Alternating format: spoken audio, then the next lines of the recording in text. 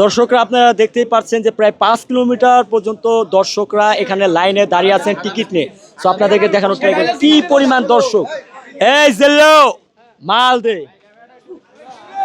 কার cinema দেখতে আসছেন? শাকিব খানের সিনেমা দেখতে আসছি বরবাদ। কোন সিনেমা? বরবাদ। বরবাদ কেন? অবশ্যই বরবাদ দেখবো, বরবাদ ছাড়া অন্য কোনো সিনেমা দেখবো না তো। অন্য কোন সিনেমা? আমার পছন্দের নায়ক শাকিব খান ভাই। আপনি কথা বলবেন এদিকে, বুম ওদিকে। জি জি, আমার পছন্দের নায়ক শাকিব খান। আমি শাকিব খানের ছাড়া অন্য কারো ছবি দেখি না। মানে অন্য কোন হিরো সিনেমা দেখেন না কেন? এমনিতেই ভালো লাগে না। এখন যাদের সিনেমা বের হয়েছে ওরা বেশিরভাগই নাটক করে বা নাটকের নায়ক, তারপর তাদের অভিনয় ভালো, কিন্তু আমার যে ঈদের জন্য যে মানে একটা যে আনন্দ, একটা যে ফিল, যে ঈদের ছবি দেখতে আসি ছোটবেলার থেকে, এটা শাকিব খান ছাড়া অন্য কারো কাছে পাই না ভাই। এই জন্য শাকিব খানের সিনেমা দেখতে আসি।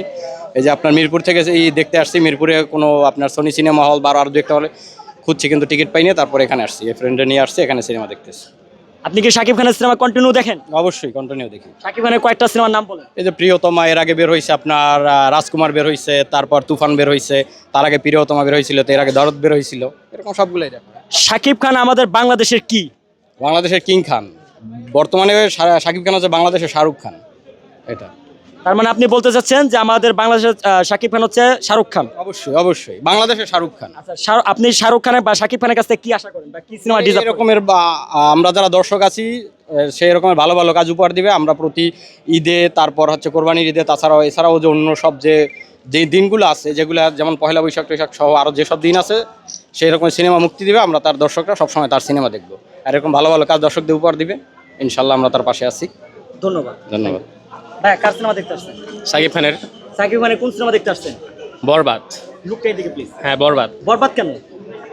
কারণ এই ঈদে শাকিব খান বরবাদ ছবিটাই ছাড়ছে, রিলিজ হয়েছে তার বরবাদ মুভিটাই।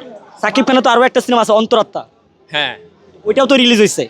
বাট অন্তরাত্মা থেকে আমার কাছে ফোনের ভিতরে বরবাদের ট্রেলার বেশি আসছে, যার কারণে আমি বরবাদ দেখার জন্য একটু আগ্রহী।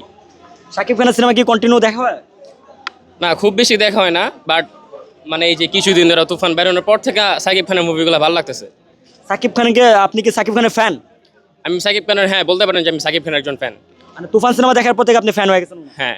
শাকিব খানের কাছ থেকে আপনি কোন সিনেমা ডিজার্ভ করেন বা কি টাইপের সিনেমা ডিজার্ভ করেন? শাকিব খানের থেকে আমি এসব বাংলা থেকে আমি হলিউডের সিনেমাগুলো ডিজার্ভ করি, মানে ওনার হলিউডের সিনেমাগুলো বের হোক, কিংবা উনি ভালো ভালো ছবি করুক। যেমন আফরান নিশু ভাই যেমন দাগি ছবি করছে, তারপরে সিয়াম মাহমুদ ভাই যেমন জঙ্গি ছবিটা রিলিজ করছে। তো আমরা তাদেরটা দেখি নাই, না দেখে আমরা সরাসরি আসছি জাহাঙ্গীরনগর। আমরা যে এই হলে আসছি শাকিব খানের বরবাদ ছবিটা দেখার জন্য। কোথা থেকে আসছেন? সাভার থেকে।